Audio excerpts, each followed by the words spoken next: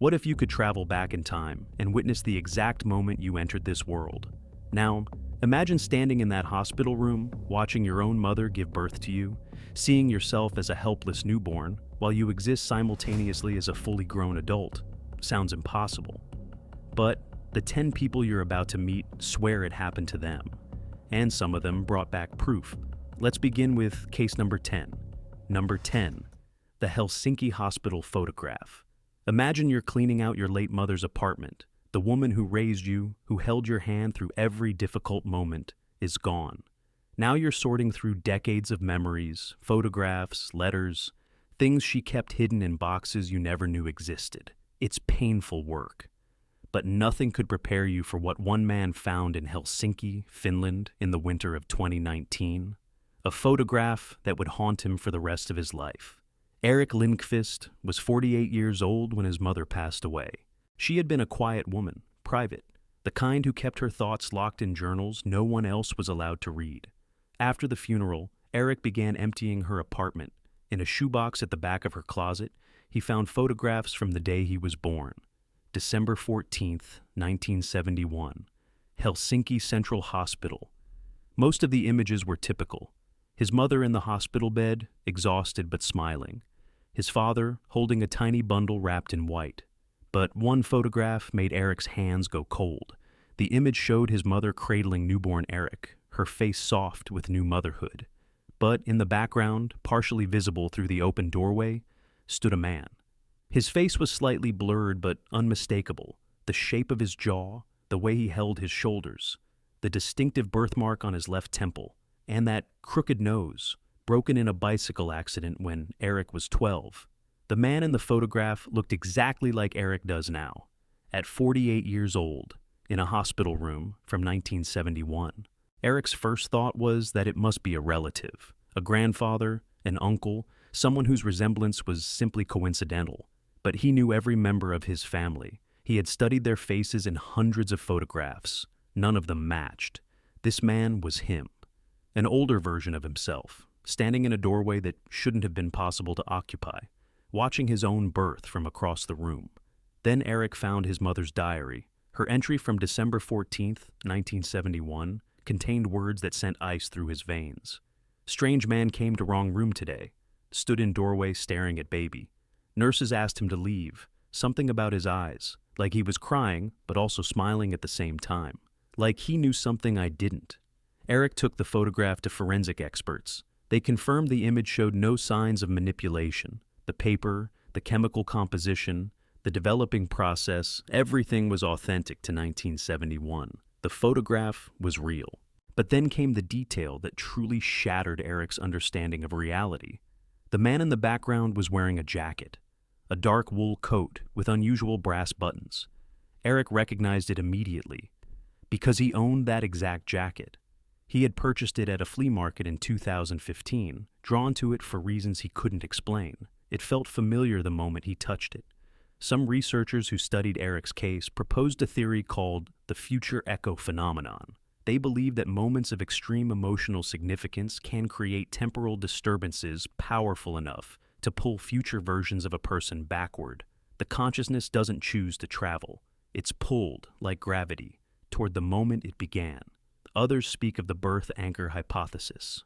Your first moment of existence creates a fixed point in time, a location your consciousness remains connected to forever. Under certain circumstances, that connection can manifest physically. Skeptics argue coincidence. A relative Erik never met, a trick of light and shadow. But none of them can explain the diary entry. None of them can explain the jacket. And none of them can answer the question that keeps Erik awake at night. He now keeps the photograph locked in a safe. He told one interviewer that sometimes he stares at his reflection and wonders, has he already made the trip back? Is that moment still waiting for him somewhere in his future? And when it comes, when he feels himself being pulled toward that hospital room in 1971, will he even have a choice? Or has it already happened and he simply hasn't caught up yet? Number 9, the girl who drew her own arrival. Picture yourself as a parent receiving a drawing from your 5-year-old child. Crayon scribbles on paper. A house with a triangle roof. A sun in the corner. Normal childhood art. But now, imagine looking at that drawing and realizing your daughter has perfectly recreated a room she has never seen. A room she left when she was less than 1 day old. A room where she entered this world. That is exactly what happened to the Thornton family in Manchester, England, in the summer of 2003. And what followed would challenge everything they believed about memory, time, and the nature of consciousness itself. Maisie Thornton was 5 years old when she handed her mother a drawing that made the woman's heart stop. The image showed a hospital room rendered in surprising detail. The position of the bed against the wall, a large window with pale green curtains, medical equipment arranged on a metal cart, a clock on the wall. Her mother, Sarah, recognized it instantly. It was the exact birthing suite at St. Mary's Hospital, where Maisie had been born 5 years earlier. A room the child had never visited since leaving it as a newborn. A room she had never seen in photographs, because Sarah had taken none. When Sarah asked her daughter how she knew what the room looked like, Maisie simply shrugged. "I remember it," she said. "I was there." Over the following months, Maisie produced more drawings, each one more disturbing than the last. She drew the attending nurse with remarkable accuracy, capturing the woman's short gray hair and round glasses. That nurse had retired 2 years after Maisie's birth. She drew her father standing in the exact spot he had occupied during delivery by the window, one hand pressed against the glass. She drew the clock, showing 4:47 in the morning. Sarah checked Maisie's birth certificate. Time of birth, 4:47 a.m. But one drawing terrified her parents more than all the others combined. Maisie sketched a woman standing in the corner of the room, watching. She had long hair and sad eyes. When Sarah asked who the woman was, Maisie answered without hesitation. "That's me when I'm big. I was there to make sure I got born right." Sarah felt the room spin around her. Her 5-year-old daughter was claiming she had witnessed her own birth as an adult. Child psychologists examined Maisie extensively. None could explain how she possessed such detailed knowledge of events from her first moments of life. Infant memory does not work that way. Newborns cannot form lasting visual memories. Yet Maisie knew things she could not possibly know. Years later, a journalist tracked down the retired nurse who had assisted in Maisie's delivery. When shown the drawings, the elderly woman went pale. "The details are right," she confirmed. "But there's something else. During that delivery, I could have sworn I saw someone standing near the corner. A woman. When I turned to look directly, no one was there. I told myself I was tired. I never mentioned it to anyone." Some researchers propose that consciousness may exist before physical form, carrying temporal information that surfaces in early childhood before fading. Others suggest that future selves can observe critical moments in their own timeline, appearing as fleeting impressions rather than solid forms. Perhaps Maisie's adult self was there that night, ensuring the moment unfolded correctly, a guardian watching over her own beginning. Maisie is now 26 years old.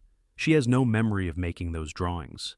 The knowledge that once filled her mind has vanished like morning fog. But one thing remains, a recurring dream that visits her several times each year. In the dream, she stands in a white room filled with harsh light. A woman screams in pain. Something important is about to happen, and Maisie knows with absolute certainty that she must be there. She must watch. She wakes each time with tears on her face and a feeling she cannot name. Like she has already lived this moment, like she is still living it, like somewhere, in some fold of time, she never left that room at all. Number 8, Project Recursion. Imagine you're a scientist working in a facility that doesn't officially exist. Underground, no windows, no contact with the outside world. You've signed documents that threaten imprisonment if you ever speak about what happens inside these walls. You believe your work will change history. You believe you're serving your country. But then one night, during a routine experiment, something goes catastrophically wrong, and suddenly you're standing in a hospital corridor in 1954, watching your own mother give birth to you. This is the story of Dr. Martin Cross, and he swears every word of it is true. In 2016, a former defense contractor agreed to a single interview with an independent journalist. He used a pseudonym to protect himself, Dr. Martin Cross. His face was obscured, his voice was altered, but his hands trembled as he spoke, and the journalist later said she had never seen genuine terror like what she witnessed in that room. Cross claimed he was recruited from MIT in the early 1980s. Brilliant, young, eager to serve. He was brought to an underground facility in the Nevada desert where scientists were working on something called temporal displacement research. The project had a name, recursion. The goal was simple in theory, impossible in practice. Send human observers backward through time to witness historical events without interfering. Gather intelligence from moments already past. Cross said they had achieved limited success by 1989, brief jumps, seconds at most. But then they attempted something larger. Cross was selected as the test subject for a major displacement. The target was March 1st, 1954. The Castle Bravo nuclear test in the Pacific. He was supposed to observe from a safe distance and return with visual confirmation that the technology worked. But the coordinates were wrong. Cross doesn't know if it was human error or something more sinister. When the blinding light faded and his vision cleared, he wasn't standing on a Pacific atoll. He was in a hospital corridor. The lights were dim. The air smelled of antiseptic and something metallic. He could hear a woman screaming somewhere down the hall. Disoriented and confused, he followed the sound. He pushed open a door and saw a delivery room bathed in the harsh white light. A woman lay on the bed, her face twisted in pain. Doctors surrounded her. And then Cross recognized her. The shape of her face. The sound of her voice. It was his mother. 35 years younger than he had ever seen her. And she was giving birth. Cross couldn't move. He pressed himself into the shadows of the doorway, his heart pounding so hard he thought it might stop.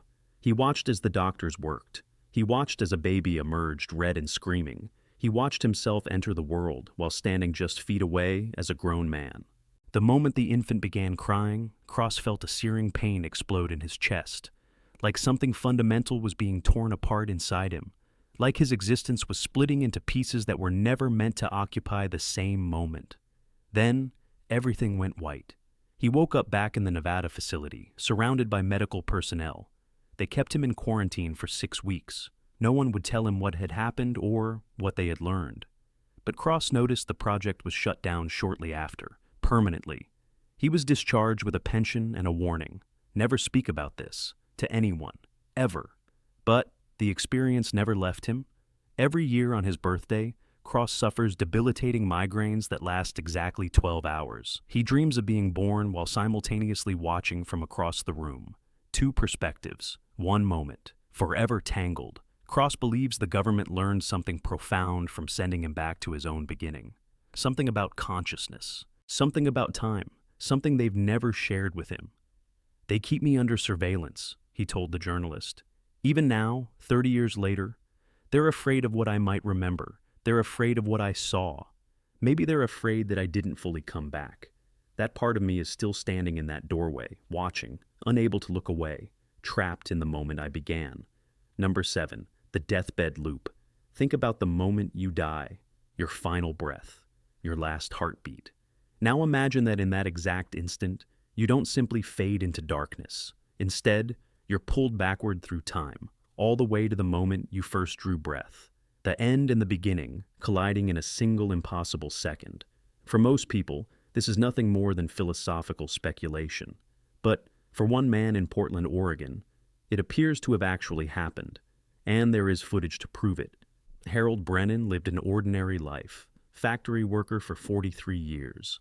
Married twice, 3 children, nothing remarkable, nothing that would suggest his death would become one of the most studied anomalies in temporal research. In November 2023, Harold was admitted to Greenridge Hospice. He was 91 years old. His body was failing. Everyone knew the end was near. But in his final hours, Harold began saying something strange. Over and over, barely above a whisper, he repeated the same words. Going back to the start. Going back to the start. The nurses assumed it was confusion, the dying mind reaching for comfort. But what happened next cannot be explained by confusion alone. Security cameras recorded Harold's final moments. The timestamp reads 3:17 a.m., November 8th, 2023. You can see him lying still in his bed. His chest rises once, twice, then stops. Harold Brennan is dead. But here is where the story fractures reality.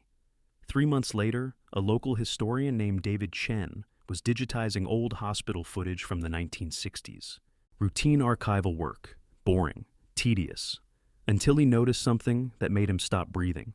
In footage from September 14th, 1962, filmed at the same hospital that would later become part of the Green Ridge Medical Network, a figure appears in the corner of a delivery room.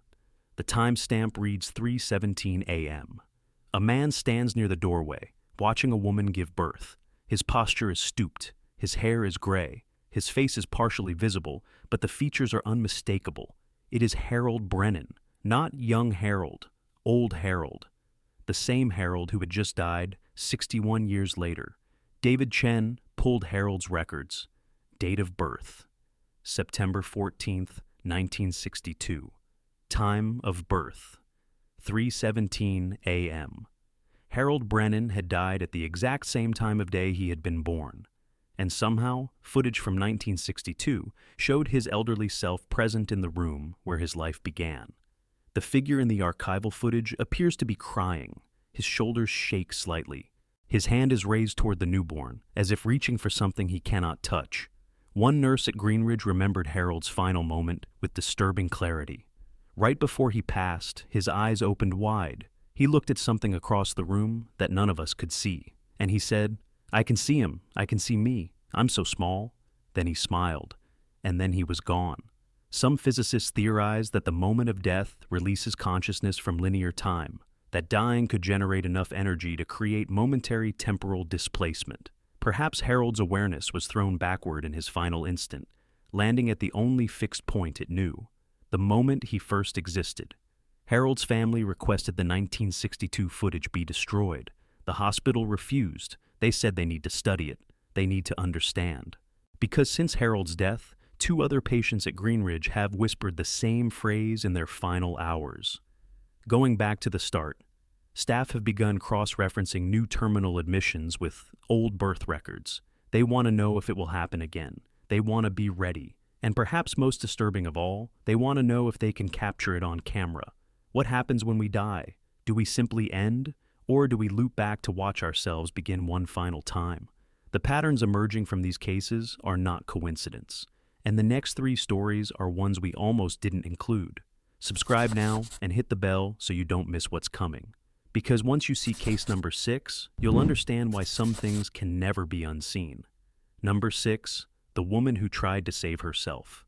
Imagine living your entire life with a limitation you never chose, a part of your body that doesn't work the way it should. You adapt, you compensate. You tell yourself it doesn't define you. But deep down, you always wonder what life would be like if things had been different. Now imagine you found a way to go back and change it, to fix yourself before the damage ever occurred. Would you do it? And if you succeeded, what would happen to the person you used to be? Elena Marchetti found out. And the answer haunts her to this day. Elena was born in Rome in 1978. The delivery was difficult, prolonged labor, complications. When she finally emerged into the world, the damage was already done. Nerve trauma in her left arm left her with permanent limited mobility. For 45 years, Elena lived with this reality. She learned to write with her right hand. She learned to button her shirts one-handed. She learned to answer questions about her arm with practiced patience. It was simply who she was, until January 2023, when everything changed. Elena vanished for 3 days. No phone activity, no credit card transactions. No sightings anywhere. Her family filed a missing persons report. Police searched her apartment and found nothing unusual. Then, 72 hours after she disappeared, Elena was found wandering the halls of Policlinico Umberto I Hospital in Rome, the same hospital where she had been born. She was disoriented, confused, speaking in fragments about lights and screaming, and a voice she recognized as her own. But here is where the story becomes impossible. Elena's left arm worked perfectly. Doctors examined her extensively. The nerve tissue that should have been damaged was completely healthy. Muscle development was normal. Range of motion was full. It was as if the injury had never occurred. Elena herself seemed confused by this. She kept flexing her fingers, staring at her hand like it belonged to someone else. Because in her memory, it did. Elena carries 2 sets of memories now. In one version of her life, her arm never worked properly. In another version, it always did. She remembers 45 years of limitation, but her body shows no evidence that limitation ever existed. When investigators interviewed Elena's mother, still alive at 89 years old, the woman seemed puzzled by their questions. "The delivery was easy," she said. "Why do you keep asking about her arm? There was never anything wrong with her arm." But there was. Medical records from 1978 still exist. They describe a complicated birth. They document nerve damage. They detail the treatment Elena received as an infant. These records describe an injury that Elena's body no longer shows and that her mother no longer remembers. Paper remembered what people forgot. Elena has fragmented memories of those missing 3 days. A bright room, her mother's face, impossibly young, the smell of antiseptic, and a voice, her own voice, screaming instructions. Move her arm now. Don't let it stay compressed." She believes she went back. She believes she intervened at the moment of her own birth. She believes she saved herself. Some researchers call this timeline overwrite theory. When someone successfully changes their own past, witnesses' memories update to match the new reality. But physical documentation, words on paper, may resist the change. The records become what some call scar documents, evidence of a timeline that no longer exists for anyone except the person who changed it. Elena should be grateful. She has what she always wanted, a working arm, a complete body. But she isn't grateful. She's terrified because she remembers being someone else. She remembers 45 years of struggle, adaptation, and identity built around limitation. That woman existed. That woman was real. And now she's gone. "I didn't heal myself," Elena told one researcher. "I erased her, the woman who lived with that injury for 45 years. Where did she go when I fixed it? Did I delete her from existence? Was that murder or suicide? I don't know what I am anymore. I only know that I used to be someone else, and I have no idea what happened to her." Number 5, the Tokyo recording. Imagine a video appears on your social media feed. You press play expecting something ordinary. Instead, you see a woman giving birth in a hospital bed. Nothing unusual so far. But then you notice the person filming. Standing beside the bed, holding the camera with trembling hands, is the exact same woman. Same face, same distinctive tattoo on her wrist. 2 identical people in the same room at the same moment. One giving birth. One recording.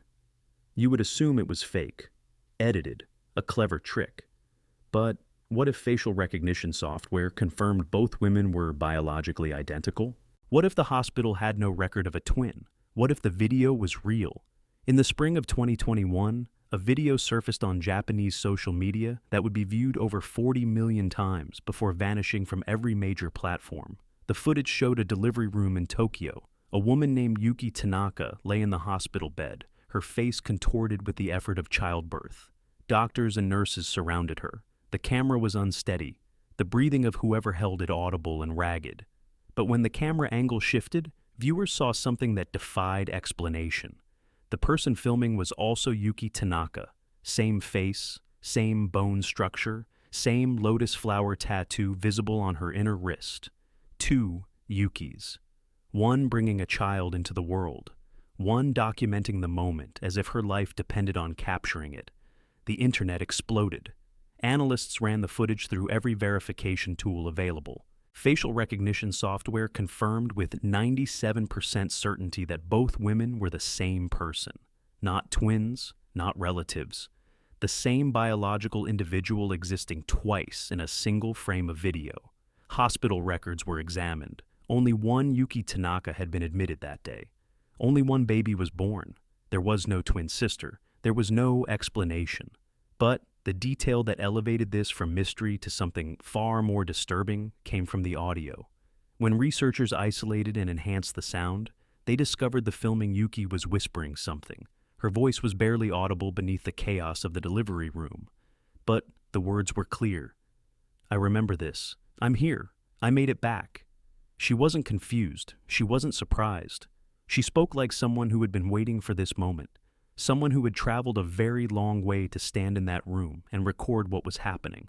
The video was removed from major platforms within 72 hours. Officially, the takedown was attributed to privacy concerns. Unofficially, researchers who studied the footage claimed they received warnings to stop investigating. The removal was too fast, too coordinated, too complete. Someone wanted this video gone. A nurse who had been present during the delivery agreed to speak anonymously with one investigator. Her account was brief but chilling. I saw her, the second woman. I assumed she was a sister, a twin, but she moved strangely, like she knew exactly where everything was before she looked at it. Then during the final push, I turned to grab supplies. When I looked back, she was gone, not walked out, gone, like she stepped behind a curtain that wasn't there. Yuki Tanaka has never spoken publicly about the video. She has never confirmed or denied what was captured. But last year, photographers spotted her entering a private research facility in Kyoto. The facility has no public records, no website, no listed purpose. Some believe Yuki traveled back from her own future to record the birth of her child. Perhaps it was the most important moment of her life. Perhaps she needed proof it had actually happened. Perhaps she was testing something far larger. The original video was scrubbed from the internet, but copies survive in darker corners of the web. People still watch it. People still analyze every frame, and people still ask the same question. Why would someone travel through time just to film themselves giving birth? Unless the birth wasn't the point. Unless recording it was. 87% of viewers watching right now aren't subscribed. The next 4 cases are the ones that made us question everything. Hit subscribe now, because what's coming, in case number 4 has never been told before. Number 4, the dual consciousness tape. Close your eyes and try to remember the moment you were born. You can't. No one can. The human brain doesn't form lasting memories until well after infancy. Your first breath, your first cry, your emergence into the blinding light of existence, all of it is lost to you forever. Or so science tells us. But what if there was a way to access that moment? What if under the right conditions, your mind could travel back to the very second you entered this world? And what if when you got there, you discovered you were already watching? In 1987, a hypnotherapist named Dr. Patricia Vance conducted a session that would haunt her for the rest of her career. Her patient was James Whitmore, a 34-year-old accountant from San Diego, who suffered from unexplained anxiety and a persistent feeling that he was being watched. Dr. Vance specialized in regression therapy, guiding patients back through memories to uncover the roots of their psychological disturbances. She had performed hundreds of sessions. Nothing had prepared her for what happened that afternoon. The session began normally. James relaxed into hypnosis easily. Doctor. Vance guided him backward through his memories. Childhood, toddlerhood, infancy. But when she attempted to push further, to the earliest possible moment, James's voice changed. It became higher, strained, like something was compressing his chest. His breathing grew rapid and shallow. And then he began to speak in a way that made Dr. Vance's blood turn cold. "I'm being pushed," James whispered. "I can't breathe. It's so tight. But I can also see it. I'm standing by the door. I'm so old. Why am I so old when I'm just being born?" His voice oscillated between anguish and wonder. He was describing 2 experiences simultaneously. The sensation of being born, the pressure, the darkness, the sudden shock of cold air, and the experience of watching it happen from across the room as a fully grown adult. Dr. Vance recorded everything. On the tape, you can hear James describing details he could not possibly have known. His father's exact words at the moment of birth. "It's a boy, Patricia. It's a boy." James's mother was named Patricia. He had never been told what his father said in that delivery room. He described a song playing on a nurse's radio, a song that was verified to have been popular in the month of his birth. He described a power outage lasting exactly 30 seconds, confirmed years later through hospital maintenance records. But the most disturbing moment came when James described watching himself emerge. "I look so red, so angry. I can see my own face, but I also feel it. I feel myself screaming. I'm doing both. I'm inside and outside at the same time. How is this happening? How am I in 2 places?" Dr. Vance ended the session abruptly. She never published her findings. She never spoke about the tape publicly. "I didn't know what to do with it," she later admitted to a colleague. "It didn't fit any framework I had. It terrified me." James Whitmore's life after that session was marked by a profound sense of dissociation. He described constantly feeling like he was watching himself from a distance. like part of his consciousness had never fully returned from that hypnotic state. Some researchers believe James experienced what they call consciousness bilocation, awareness simultaneously occupying 2 points in time. Others theorize that his adult mind was always present at his birth, observing, and hypnosis simply made him aware of a connection that had never been broken. James Whitmore died in 2019. His sister was with him at the end. According to her account, his final words were spoken with absolute clarity. "I see it again. The room, the lights, she's pushing, I'm watching. It never stopped. I've been there the whole time." The recording was released after his death. It now sits in a private collection in Los Angeles. Researchers study it, searching for explanations. None have been found. The tape remains. The voice remains. 2 perspectives. 1 birth. 1 man trapped between the moment he began and the moment he understood he had been watching all along. Number 3, the rejection point. What would you do if you could travel back in time and prevent your own birth? Not witness it, not observe it, erase it completely. Stop yourself from ever existing in the first place. For most people, this question is purely hypothetical, a thought experiment with no real stakes. But for Marcus Chen, it became an obsession, a mission, and ultimately a lesson in the terrifying power of the universe to preserve what it has already decided must exist. Marcus was born in San Francisco in 1985. From the age of 5, he suffered from a rare autoimmune disorder that caused constant, unrelenting pain. Doctors traced the condition to a genetic anomaly present from the moment of his conception. There was no cure, only management. Marcus spent his entire life learning to exist alongside agony. Every morning was a negotiation with his own body. Every night was a prayer for relief that never came. By his 20s, Marcus had become obsessed with theoretical physics, not out of curiosity, out of desperation. He read everything he could find about time, causality, and the possibility of changing the past. If he could go back and stop himself from being born, he reasoned, he could escape the prison of his own genetics. In 2018, Marcus publicly claimed he had done exactly that. He said he had been part of an underground community experimenting with sensory deprivation tanks and electromagnetic field exposure. Their goal was to achieve what they called temporal displacement, and according to Marcus, it worked. He found himself standing on a street corner in San Francisco in March 1985, 2 weeks before his parents conceived him. He had a plan: stop them from having a child, prevent his own existence, end the pain before it ever began. But the universe had other ideas. Marcus spent days trying to intervene. He attempted to convince his father to take a job in another city. The offer fell through at the last moment. He tried to introduce his mother to other men, hoping she would leave his father. Every encounter only pushed his parents closer together. He anonymously reported his father for a crime he hadn't committed, hoping an investigation would drive them apart. The charges were dismissed within hours. Every action Marcus took to prevent his birth somehow ensured it would happen. The timeline kept correcting. It was like pushing against water. No matter how hard he tried, reality flowed around his efforts and returned to its original shape. In desperation, Marcus made a final attempt. He confronted his mother directly. He told her not to have children. He warned her that her future son would suffer terribly. She didn't believe him. She thought he was a stalker. She called the police.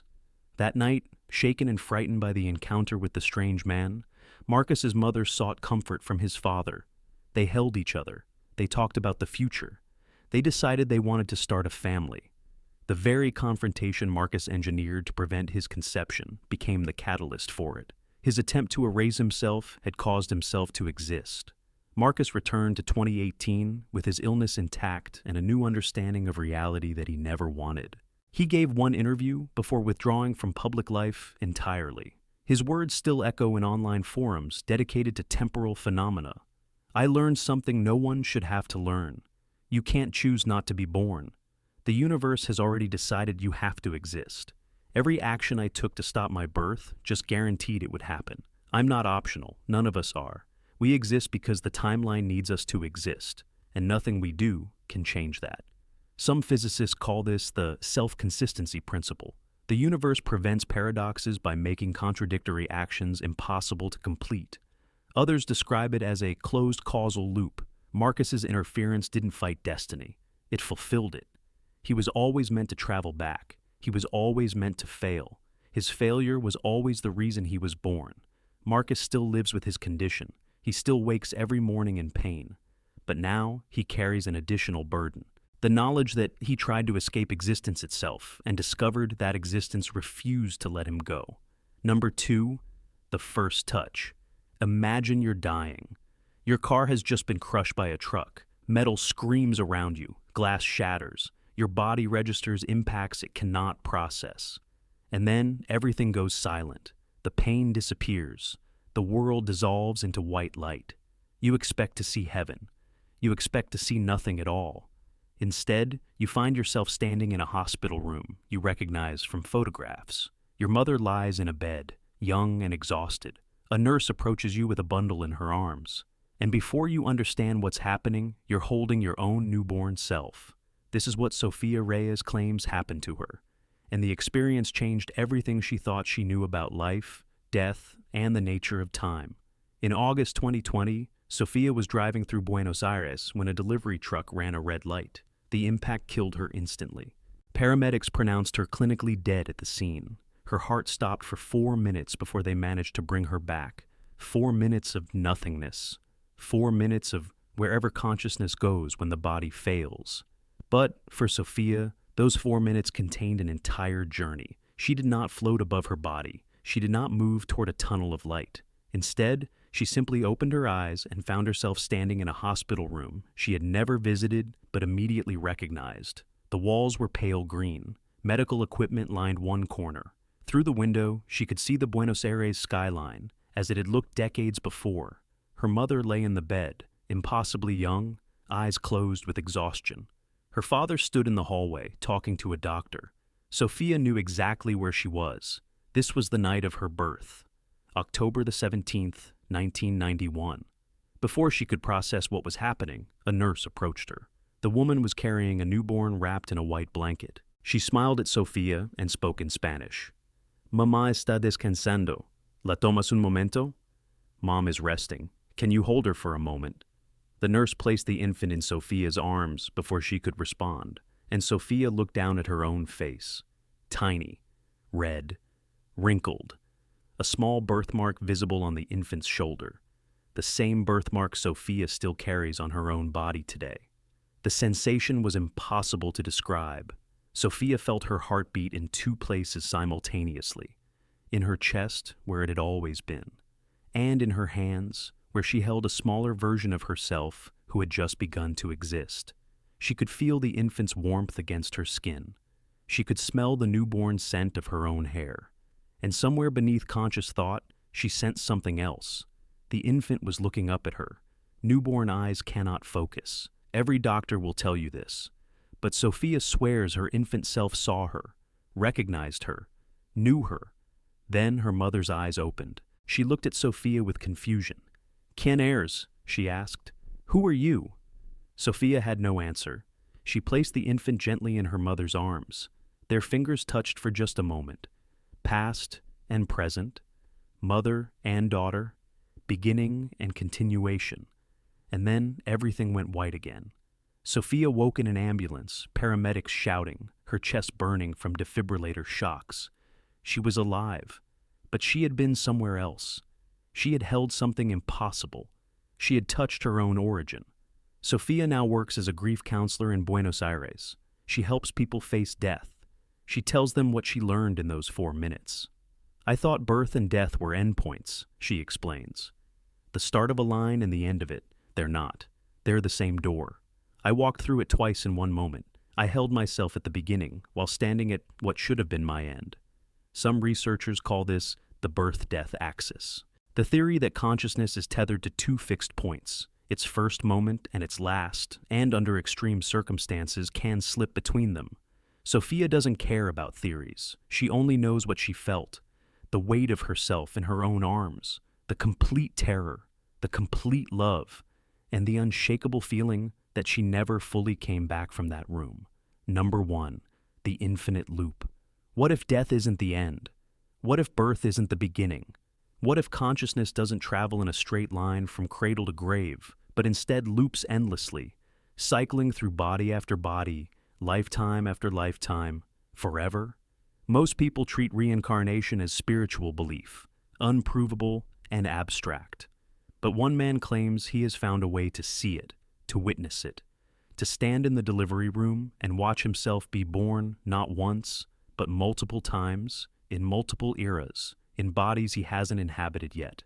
His name is Dr. Alain Fournier, and his claims will challenge everything you think you understand about existence itself. Dr. Fournier spent 40 years as a physicist. He worked at CERN. He published papers on quantum mechanics and temporal theory. His credentials are impeccable. His reputation was beyond reproach, which is why when he began speaking publicly about his experiences in 2019, the scientific community didn't know how to respond. This wasn't a crackpot making wild claims. This was one of their own, describing something impossible with the calm precision of a man reporting laboratory results. Fournier claims he discovered a method to detach consciousness from linear time.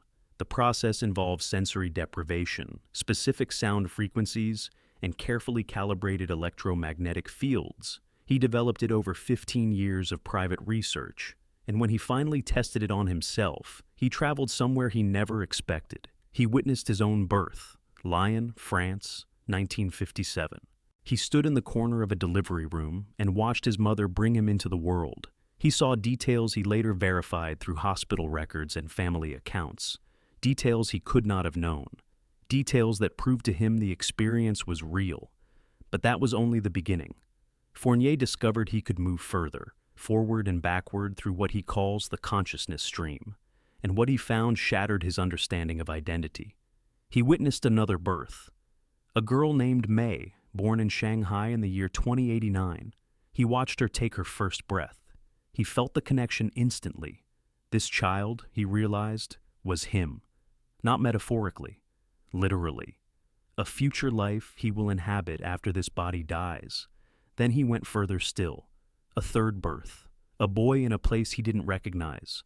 Technology that doesn't exist yet. Architecture that follows no familiar pattern.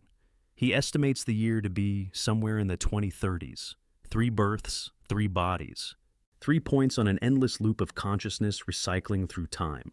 But the detail that disturbs researchers most is what Fournier sensed during each observation. In every delivery room, across every era, he felt another presence watching alongside him, and he recognized it. It was himself, not his current self, not his past or future selves. All of them, every version of his consciousness, gathered at the moments of arrival, witnessing each new beginning together. We don't die, Fournier explains. We forget. Then we're born again. And somewhere, some version of us is always standing in that delivery room, watching, waiting, seeing ourselves begin again. Fournier is now 73 years old. His health is declining, but he shows no fear of death. He says he has already seen what comes after. He has stood in the next delivery room. He has seen the face of his next mother. He has heard his own first cry in a language he doesn't yet speak. Death, he says, is just a door between bodies. And he has learned the door was never locked. His current project involves attempting to communicate with his future self. He believes the connection runs both ways. He reports receiving responses in his dreams, images of places that don't exist yet, words and languages not yet spoken, a sense of continuation so profound it makes this current life feel like one chapter in an infinite book. Critics call him delusional. Supporters call him a pioneer. But everyone who meets him notices the same thing. He speaks about death the way most people speak about tomorrow, with certainty, with calm, with the absolute conviction of a man who knows exactly where he's going because he has already been there watching himself arrive. So here we are, 10 cases, 10 people who claim they stood at the threshold of their own existence and watched themselves enter the world. Were they dreamers? Liars? Or did they glimpse something the rest of us are too afraid to see? If you made it this far, subscribe and join us for the next journey into the impossible. One question remains. When your time comes, will you go back to watch yourself begin?